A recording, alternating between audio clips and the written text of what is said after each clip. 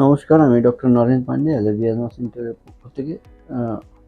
আজকে আমরা যে আলোচনাটা করব সেটা অনবরত কাশি হওয়া নিয়ে ডিসকাশনটা করব। আপনারা যারা নতুন বন্ধু আছেন ওনাদের অনুরোধ করছি চ্যানেলটা সাবস্ক্রাইব করার জন্য, আর ভিডিও পছন্দ হলে একটু লাইক করবেন। আর যারা পুরনো বন্ধু আছেন, যারা লাইক, সাবস্ক্রাইব, কমেন্ট, শেয়ার করছেন, ওনাদের অশেষ ধন্যবাদ। কারণ প্রচুর মানুষ যারা জানেন না, আপনার একটা শেয়ার কিন্তু অনেক মানুষের বিষয়গুলোতে ওয়াকিবহাল করাবে এই নলেজ সেশন থেকে। প্রচুর মানুষের অনবরত কাশি হতে থাকে, কাশি আর থামতেই চায় না। আমরা দেখেছি বেশিরভাগ যেই মানুষগুলো আসেন কাশি নিয়ে, সেটা নন প্রোডাক্টিভ কফ।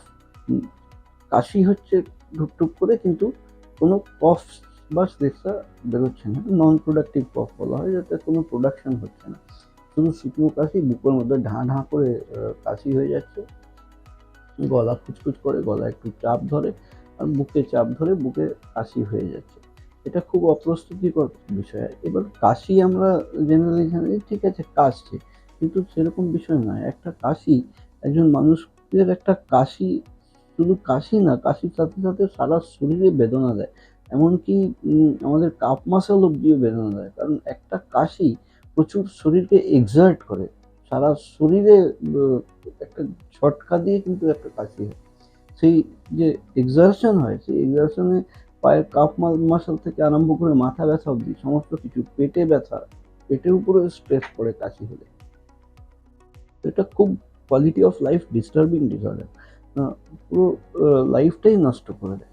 আপনি কোনো জিনিসে একটা কনসেন্ট্রেট করছেন, হট করে কাশি চলে এলো, সেই কনসেন্ট্রেশনটাই ভেঙে গেল। আপনার আবার কেউ হারিয়ে ফেলবেন, নতুন করে খুঁজতে হবে কোথায় ছিলাম আমি। অর্থাৎ এই ডিস্টারবেন্স থেকে বেরিয়ে আসতে মানুষ অনেকেই চায়।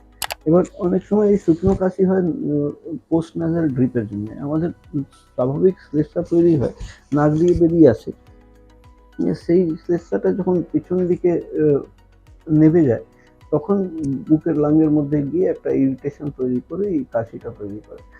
বেশিরভাগ মানুষের এই কাশির সময় এই কাশির চিকিৎসার দিকে অ্যান্টি অ্যালার্জিক দিতে হয়, প্লাস কিছু ব্রঙ্কোডাইলেটর স্প্রে দিতে হয়, ইনহেলার, এবং নাকের স্প্রে দিলে অনেকটা রেজলিউশন হয়। কিন্তু এই রেজলিউশনটা সবটাই কিন্তু টেম্পোরারি। যতক্ষণ ওষুধপত্র চলে ততক্ষণ মানুষের কাশি একটু কম থাকে, আবার যেখানে ছিল সেখানেই দাঁড়িয়ে যায়, আবার সেই কাশি চালু হয়ে যায়, আবার কিছুদিন অন্তরালে ওষুধ চিকিৎসার শরণাপন্ন হতেই হয়। অর্থাৎ এখান থেকে বেরিয়ে আসা, আর এটার মূল কারণ কিন্তু অ্যালার্জি থেকে হয়। এবার অ্যালার্জি থেকে যখনই হয়তো অ্যালার্জিটা খুঁজে বার করতে হবে যে কিসের থেকে কেন কত পরিমাণে অ্যালার্জি হচ্ছে। এই অ্যালার্জি চিনতে গেলে আমাদের প্রয়োজন আছে মডিফাইড স্কিন প্রিক অ্যালার্জি পরীক্ষা করা। মডিফাইড স্কিন প্রিক অ্যালার্জি পরীক্ষা করে চিহ্নিত যখনই হয়ে যাবে, তখন আমরা কিন্তু তার বিরুদ্ধে স্পেসিফিক ব্যবস্থা নিতে পারি। একটা শত্রু যখন চেনা হয়ে যায়, তার আকার প্রকার কিরম আছে না আছে, তাহলে সেইভাবে মানুষ প্রিপেয়ার্ড হয়ে যায়।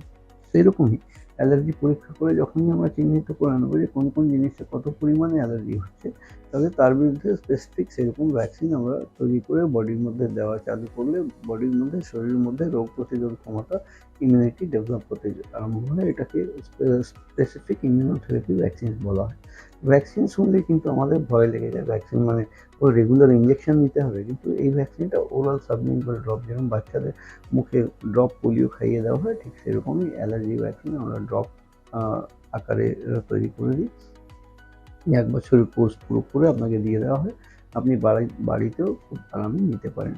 আপনাদের কারোর যদি এরকম সমস্যা থেকে থাকে আর এই পরিষেবা নেওয়ার প্রয়োজন বোধ করলে, নিচে দেওয়া অ্যাপয়েন্টমেন্ট নম্বরে ফোন করে অ্যাপয়েন্টমেন্ট নিয়ে এসে এই পরিষেবা নিতে পারেন। আমি কলকাতাতে শিয়ালদা স্টেশনের পাশে মৌলালি মাজারের পেছনে ইন্টালিসেন মহল আর মৌলালি মাজারের মাঝখানে অ্যালার্জি অ্যাজমা সেন্টার বা মেডিল্যান্ডে আমি বসি। এখানে এই পরিষেবাগুলো দেওয়া সম্ভব। আশা করি আপনারা সুস্থ আছেন, ভালো আছেন। ভিডিওটা পছন্দ হলে একটা লাইক দেবেন, আর যদি কিছু প্রশ্ন থাকে তাহলে নিচে কমেন্ট বক্সে লিখলে আমি অন্য অনুষ্ঠানে চেষ্টা করব আপনার উত্তর দেওয়ার। আজকের মতন এখানেই শেষ করলাম। আপনারা ভালো থাকুন।